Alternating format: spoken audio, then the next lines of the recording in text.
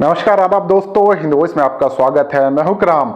ये खबर जरा ध्यान से सुनिएगा क्योंकि ये खबर हर व्यक्ति से जुड़ी हुई है, हर उस व्यक्ति से जुड़ी हुई है जो सोशल मीडिया का यूज करता है और कभी कभी सोशल मीडिया पर उसे कुछ आलोचनाओं का सामना भी करना पड़ा होगा। और अगर किसी ने किसी के खिलाफ, खासकर भारतीय जनता पार्टी के नेताओं के खिलाफ जरा सा कुछ लिख दिया होगा तो उसके खिलाफ FIR दर्ज भी इसी एक्ट के तहत हुई होगी। हम बात करेंगे एक ऐसे एक्ट की जो ज्यादातर सोशल मीडिया यूजर्स के लिए इस्तेमाल होता है। वो एक्ट अगर आप किसी के खिलाफ कुछ लिखते हैं, उसका विरोध करते हैं, उसकी निंदा करते हैं या उसके खिलाफ जरा सा कुछ बढ़ चढ़कर बोल देते हैं तो ज्यादातर ये FIR इसी एक्ट के तहत दर्ज होती है। और इसका सबसे ज्यादा असर हमें देखने को मिला है उत्तर प्रदेश में। पिछले कुछ सालों में तो इस एक्ट के तहत बाढ़ सी आ गई है केस की। मैं बात कर रहा हूं IPC की धारा 66A जो इंफॉर्मेशन टेक्नोलॉजी एक्ट जिसे कहा जाता है, और ये उन लोगों के खिलाफ यूज होता है जो मैं आपको बता चुका हूं। तो इस खबर को जरा ध्यान से सुनिएगा क्योंकि सुप्रीम कोर्ट ने बड़ा सवाल किया है सरकार से, और सरकार से रिपोर्ट मांगी है कि 2015 में हमने इस कानून को, इस एक्ट को रद्द कर दिया था, लेकिन उसके बावजूद भी पिछले 6 सालों में इस एक्ट के तहत इतनी ज्यादा FIR दर्ज कैसे हुई, जबकि ये कानून निरस्त हो चुका है, खत्म हो चुका है। फिर इसके तहत FIR दर्ज क्यों हो रही थी? क्या उन्हें पता नहीं जो कानून का इस्तेमाल करते हैं? क्या पुलिस वालों को पता नहीं कि किस एक्ट का इस्तेमाल होना चाहिए?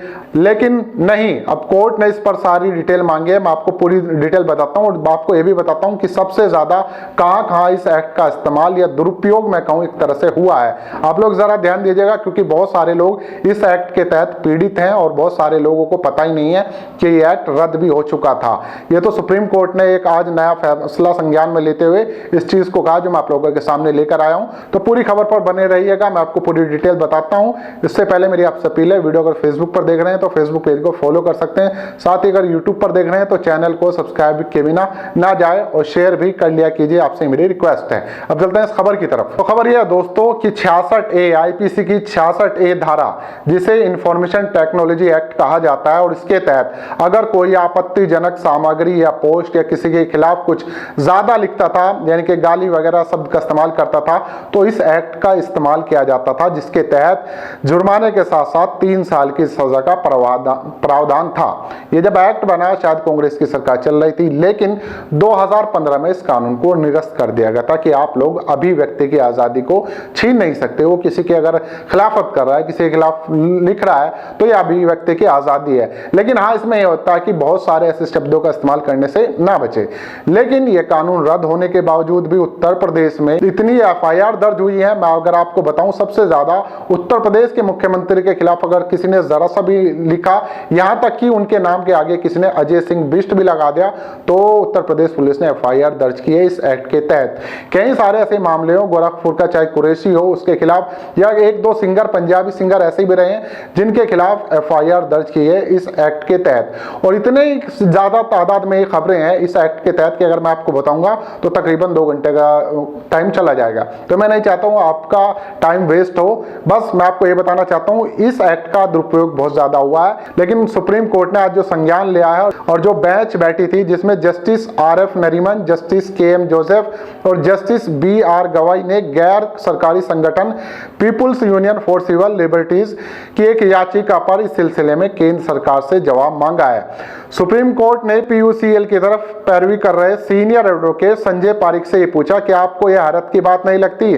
श्रेया संगल जजमेंट साल 2015 का है और ये वाकई आश्चर्यजनक है। जो कुछ चल रहा है वो बहुत ज्यादा डराने वाला है। इन शब्दों का इस्तेमाल किया है कि जो कानून निरस्त हो चुका था वो चल कैसे रहा है।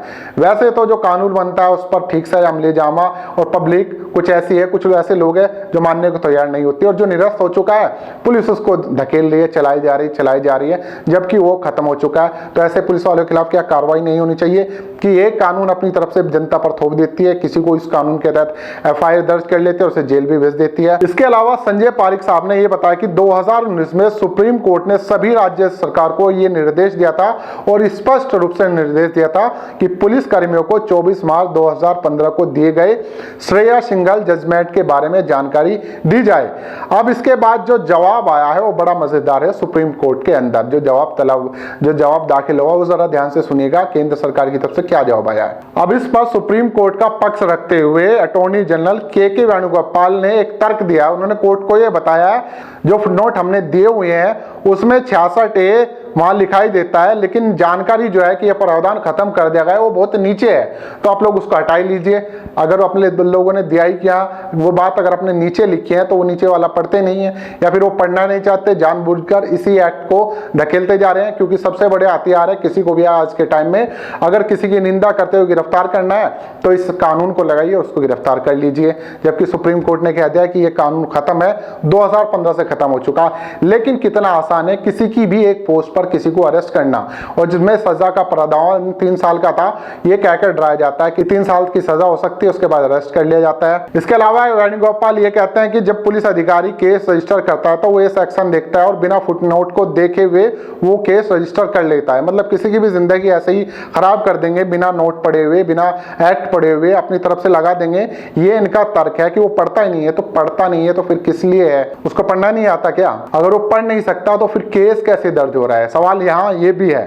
अब इस बात पर जस्टिस नरीमन ने यह कहा कि आप 2 हफ्ते में जवाब दीजिए, और हमने नोटिस जारी कर दिया है। इस मामले की अगली तारीख 2 हफ्ते बाद होगी। साथ ही कोर्ट ने कहा कि हजारों केस दर्ज हुए हैं इस एक्ट के तहत, तो इसका जवाबदेही कौन होगा? हजारों का मतलब समझ लिए, हजारों लोग जो बेचारे कुछ लिख रहे थे, किसी के खिलाफ कर रहे थे, उन्हें जेल में ढकेल दिया गया, उन्हें अरेस्ट कर लिया गया, और उसके बाद क्या क्या उन्होंने झेला होगा ये आप लोग भी समझ सकते हैं। यानी कि वो एक्ट जो बिल्कुल खत्म था, जिसको खत्म कर दिया गया था अब से 6 साल पहले, वो लगातार धकेलते जा रहे हैं। उसके खिलाफ इतनी ज्यादा तादाद में केस दर्ज होना, FIR दर्ज होना, लोगों को जेल भेजना, ये अभी तक चला आ रहा है। आप लोगों ने ज्यादा दिन पुराने मत जाइए, 2-3 दिन पहले ही अखबार छान लीजिए, आपको कोई ना कोई गिरफ्तार मिलेगा कि फलाने ने उसके खिलाफ कुछ लिखा तो उसको 66A के तहत गिरफ्तार कर लिया गया और फिर अरेस्ट कर लिया, जेल भेज देगा। ये तमाम केस आपने पढ़े होंगे, पिछले 5 साल में तो बाढ़ से आ गई है इन केस की। कोई जरा सी किसी के खिलाफ लिखता है और लोग भी खुद भी डरते हैं, उन्हें भी पता ही नहीं था कि 66A कब का निरस्त हो चुका है, लेकिन उसके बावजूद भी लगातार FIR दर्ज हो रही है। तो मेरा आपसे यही कहना है, आपकी किसी की निंदा सही शब्दों में कर रहे हैं। देखिए, शब्द का भी बड़ा खेल होता है। अगर आप लोग किसी की निंदा करते हैं, किसी के अपना पक्ष रख रहे हैं, उसकी निंदा करते हुए उसके आप बयान से, उसकी स्पीच से, उसके जो भी फैसले हैं उससे खुश नहीं है, आप उसका अधिकार है, आपको अधिकार है उसका निंदा करने का।